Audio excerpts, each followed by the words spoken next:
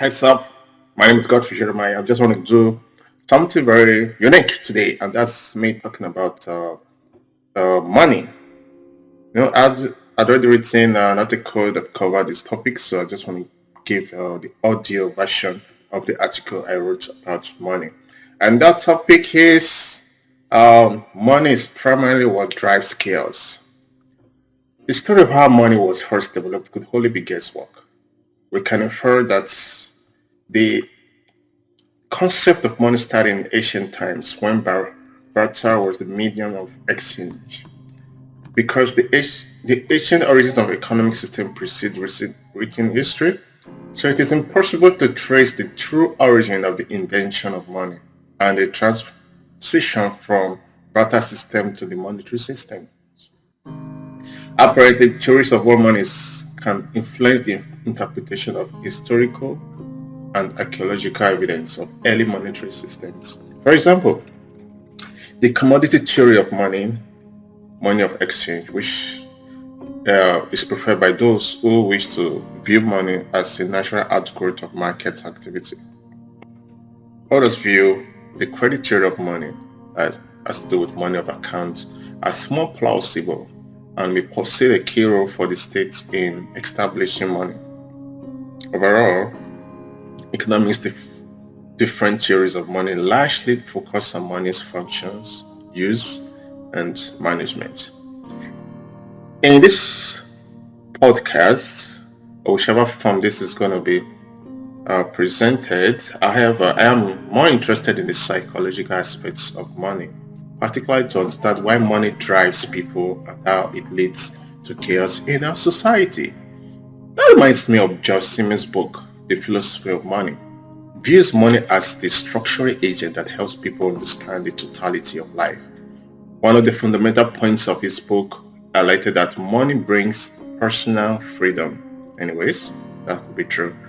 The experience of independence and self-sufficiency, capacity to monetize obligations and flexibilities are effect of such freedom. That's true. You know. So money can also act as an empowering value. As a matter of fact, money is an enslaving agent.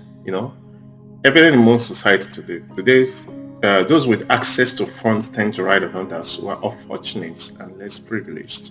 That's because the funds in their possession make them feel they are masters over the poor. That's to say, money positions its owner in the place of power over others, making them masters and lords. And that's why I feel that possession of money tends to predicate power on those who own it. Indeed, when in possession of a high source of wealth, you get respected, honored, dignified, respected of your looks or personality. That's because money builds wealth and fame. This elevates you above others in any society. Excuse me. It creates signals to those or to others that you should be liked and admired. As in, money creates a kind of signal that you should be liked and admired. Also, if you want to empower people, give them a source of wealth. Likewise, if you want to test someone's true character, give them fame or put them in a place of power. Reminds me of a story about a poor farmer who was marginalized in his community. When he goes out to the market to sell some of his produce, people treat him with contempt and sometimes even push him aside. As far as the community was concerned, he had no place among them, as even the poor called him poor. Anyway, at the end of the story would have it, he stumbled upon a hidden treasure on his farm. This made him so rich and was appointed the chief head of the community. He became the talk of the community like a hero of war. That's one of the effects. Such is the effects of wealth, bringing out nobility in ordinary people. But this is probably one of the strong reasons people want to become wealthy by all means or by any means. Everyone wants to be seen, reverenced, and highly esteemed, and being wealthy is the way to go. I believe that. Understanding the psychology of money and why people behave the way they do with money, that's going to be a very interesting part. How people behave with money is essentially dependent on their perception of what it is. If you ask people who is a survey what they think about money, their responses will shock or surprise you. Let's consider the instance of these three characters, John, Brown, and Claire. They work in the same, or so to say, they work in different departments in the same organization, hence the same salary under similar economic situations. Josh especially took the job because he wants to clear all his bills and avoid debts. As far as he's concerned, all his bills are off his neck each time he earns his salary. That was enough for him. Brian considers himself an investor. So he uses his job as a form of security to get loans, which he uses to invest in real estate and the financial markets.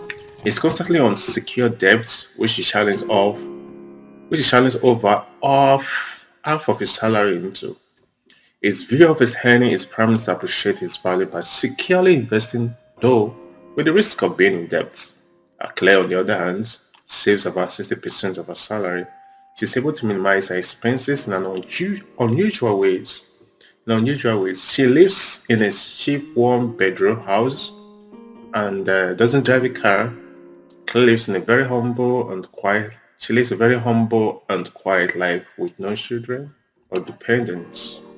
By all means, she avoids spending her money, as savings is huge for fear of emergency in the future.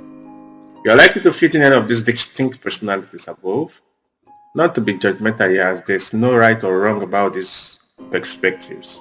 Why do you want more and more?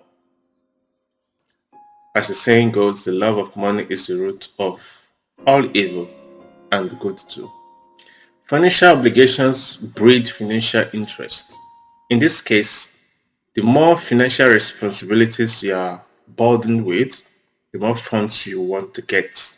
Of course, that includes your appetite for extravagant spendings, which attract the quest for more and more money. An insatiable search for some fulfillment or pleasures, which sadly getting more cannot fully satisfy. Generally, we all seem to have a vacuum in us, some sort of emptiness, constantly looking for something to be filled with. For some reason, we think getting more wealth, fame, or higher positions would have us reach a point of contentment. Unfortunately, such a point of contentment by getting more is unattainable because contentment is not a state of having acquired enough. It's the point of decision making that you've had all you need to feel life that you want. Jim Carrey made a remarkable statement which says, I think everybody should get rich and famous and do everything they ever dream of so they can see that it's not the answer. He particularly became famous and wealthy just to prove to everyone that it's not the true path to fulfillment because we can never be enough by what we possess in terms of wealth and fame. I quote, I think everybody should get rich and famous and do everything they ever dreamed of so they can see that it's not the answer. That's by Jim Carrey. Why so much greed and corruption? This is a very important question to really establish the point of this podcast, of this article, of this content. In a money economy, individuals will tend to put their financial interest above the goals of society. Most decisions by political and business leaders are stimulated by the desire to get more money, usually at the expense of the people under them.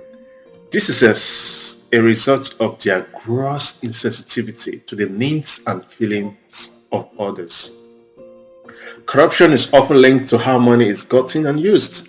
Though corruption wears so many faces, and that includes bribery, embezzlement, fraud, money laundering, extortion, cronyism, lobbying, and so on. Important to realize that corruption is the outcome of greed and selfishness. People become greedy probably as a result of their bitter experience from lack. This leaves them in a state of depravity and fixates on the things they lack with an obsession to fill the void. Also, it's possible that greed is programmed into our genes, as everyone is vulnerable and has the tendency to be greedy for something. When you live a life that's constantly encrusted with excessive needs or covetousness, there's a likelihood that you end up being corrupt. And when such a person gets to a place of authority of leader or leadership, they compulsively acquire and hoard public funds and even prevent others from getting the funds. This eventually rubs off from the top and spread to the bottom like a virus. Unfortunately, this is the case in many societies. In conclusion, as can be seen, the primary cause of chaos in every society is exposed when you follow the streams of money. As money is undoubtedly the common denominator of all ills in our society, when you think of a huge sum of money, what comes to your mind? I just want to say thank you so much for listening to this podcast or for listening to this audio version of this my article. To support my blog, I would like you to visit uh, blog.gspecials.co.uk. At the right hand side of getting the website, you can reach me by visiting gspecials.co.uk. Thank you so much. See you next time.